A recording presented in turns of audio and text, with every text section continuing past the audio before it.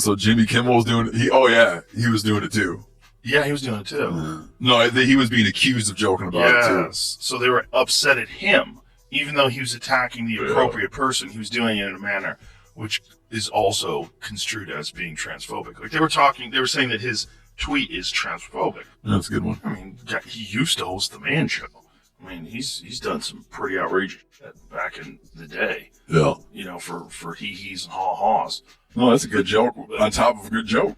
Yeah, it's a good joke. Funny thing to say. He's had a real problem with Elon from the beginning of this thing, but it's like he's in this leftist thought bubble. He's in the most leftist thought bubble available, which is Hollywood. Joe Rogan tore into Jimmy Kimmel after his latest on-air blunder. Kimmel threw out a sarcastic remark about MAGA, but Rogan quickly called him out for speaking without checking the facts. He slammed the way late-night shows have shifted from comedy to pushing political agendas, especially from one side of the spectrum. The criticism wasn't light, it was a full-on takedown. The backlash was massive, leaving Kimmel looking battered. Buckle up, it stings. That sort of self-censorship and the idea of being a more empathetic person is a good thing, right? But as long as it's reasonable. Mm-hmm. But the thing is, the problem with that kind of stuff is it continues to go in the same direction where more and more things become forbidden and toxic, to the point where, you know, the Elon Musk joking around about my pronouns are prosecute Fauci. Jimmy Kimmel made a tweet back to him. He said, your pronouns are in whole.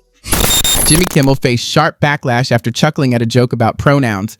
The late-night host, often celebrated by progressive audiences, suddenly found himself on the receiving end of criticism from the very crowd that usually cheers him on. Joe Rogan didn't just point out the contradiction, he flat out labeled the whole situation a disaster, saying everything is a complete mess.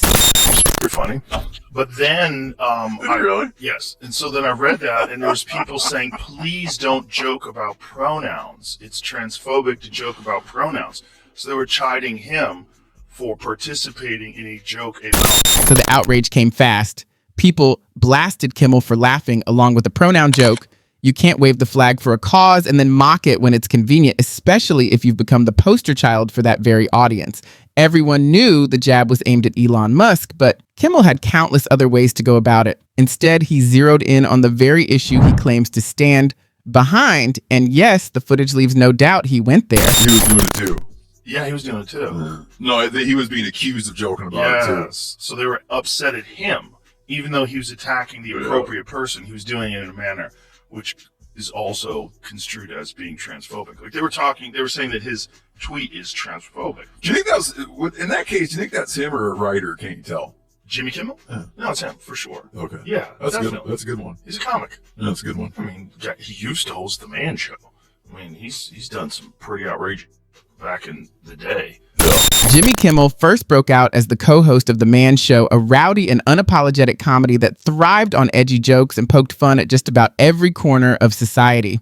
Back then, he wasn't pushing an agenda or following any particular philosophy. He was simply chasing laughs. The show's bold and unfiltered style turned into a massive hit, helping him build a loyal audience and cement his place in comedy. That success eventually earned him his own late-night slot on ABC. But here's the irony. The Kimmel we see today, more focused on politics than punchlines, would barely recognize the version of himself who once built a career on fearless humor. He's had a real problem with Elon from the beginning of this thing, but it's like he's in this leftist thought bubble. He's in the most leftist thought bubble available, which is Hollywood. And, and I think also, he famously, there's some videos of him in blackface, and those came out, and he had to apologize for them. And I think he took that hit and really doubled down the other direction. I mean, that's just speculation, but he, now is a guy that goes after people like Elon Musk. I see where Rogan's coming from. When you look at the long list of causes Kimmel has thrown his weight behind over the years, he's championed vaccines, spoken out for gender fluidity, and even supported the highly debated idea of allowing biological men to compete in women's sports. Night after night, his show has become a platform for progressive messaging, with every monologue packed full of political talking points. The comedy has taken a back seat. What once felt like late-night entertainment now feels more like late-night activism wrapped in a suit. And the twist? The very audience that once tuned in for laughs often finds themselves listening to lectures instead. He's willing to put people on with uncomfortable opinions, and he's releasing people that were banned from Twitter because of things that they had said. He's like, as long as you haven't done anything illegal, I'll let you back on. Oh, yeah. So he's doing a lot of that. So a lot of people are upset by that because they think, well, you're platforming bigots and hateful people, and it's a weird conversation. And this is where the double standard becomes impossible to ignore. Not long ago, the same crowd was cheering as people were silenced, shamed, or pushed out simply for saying something unpopular. Leading the charge was Jimmy Kimmel, not just nodding along, but actively mocking voices like Elon Musk for daring to defend free speech. Yet today, Kimmel and his progressive peers try to paint themselves as brave champions of open expression. Really? The very people who once applauded censorship now complain when the spotlight turns on them. Rogan sees right through it, calling it exactly what it is: phony standards dressed up as virtue. I'm a free speech believer. I think the way to counter someone's inappropriate, even someone like Kanye West that says ridiculous anti-Semitic things, the way to counter that is to counter that with more thoughtful opinions on what he's saying and point out that what he's saying is inaccurate in many ways, hurtful in many ways. Like, point it out. Like, talk.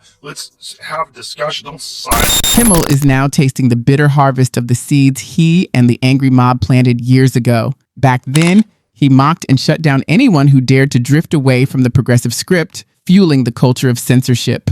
Rather than standing up for free speech, the very principle that should shield all voices no matter their politics, he joined the cancel crowd and took part in silencing dissent. But the tables have turned, and now Kimmel is caught in the same trap he once defended. Had he stood for free expression when it was unpopular, he wouldn't find himself cornered today. Rogan drives the point home with force. After years of silencing others, you don't get to claim victimhood when the blade finally swings back your way. Are you chilled? Are you in fear for the future of comedy and free speech?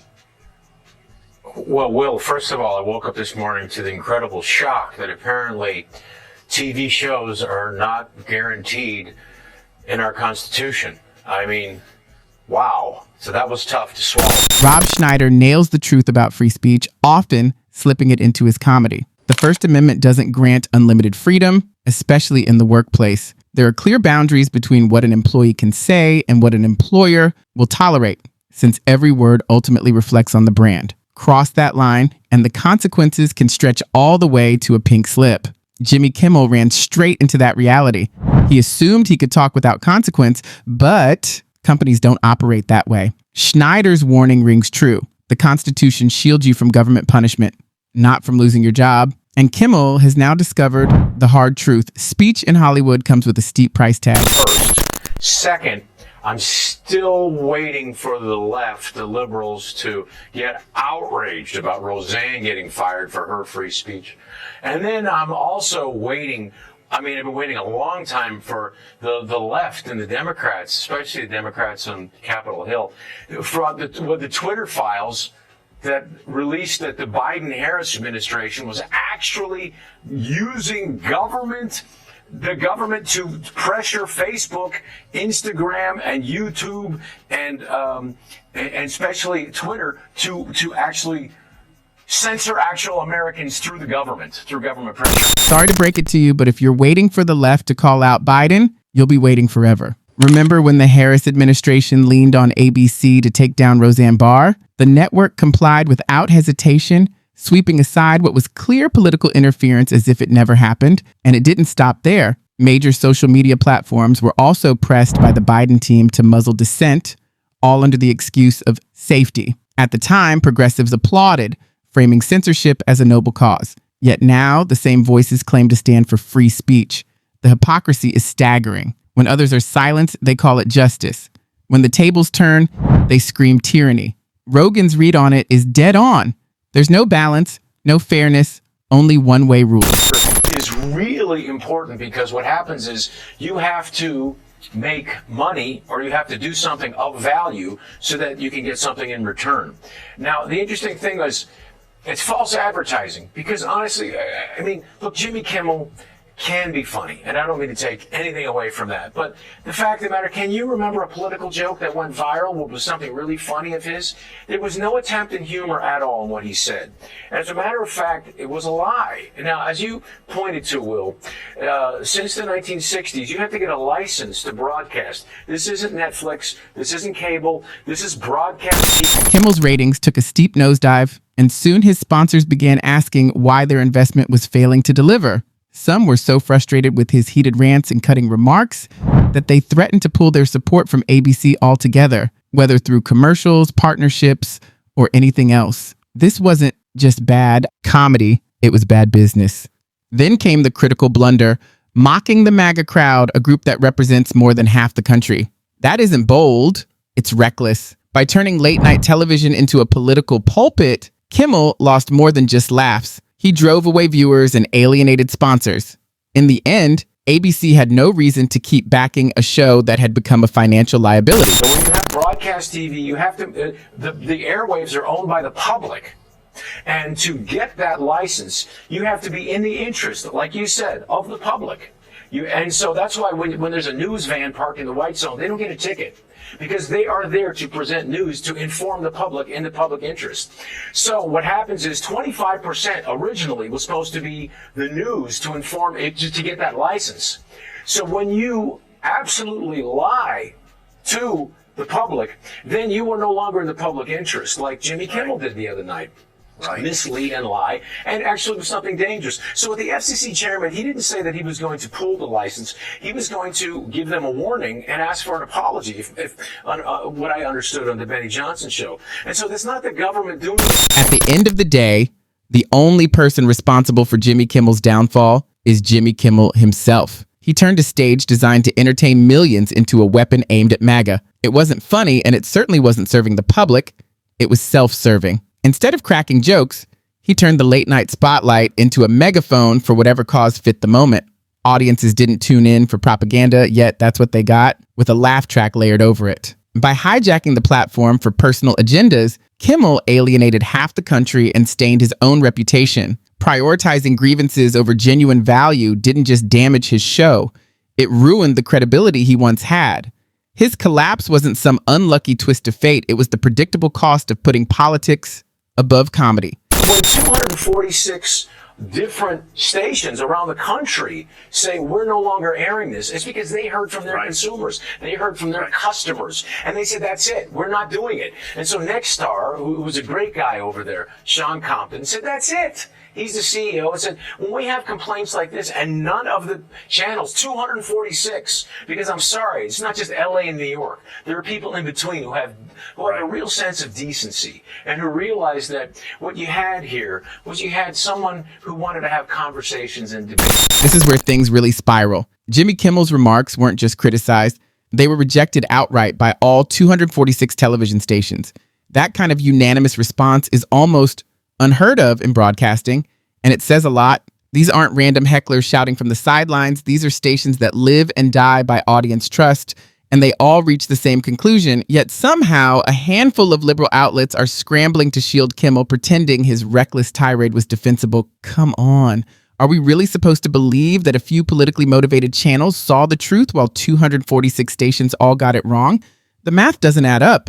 The reality is clear. Most people found his comments harmful, disrespectful, and flat out unreasonable. No amount of spin can rewrite that. The verdict is already in. That wraps up today's breakdown. If you enjoyed this and don't want to miss what's next, make sure to hit subscribe and turn on notifications. Thanks for tuning in.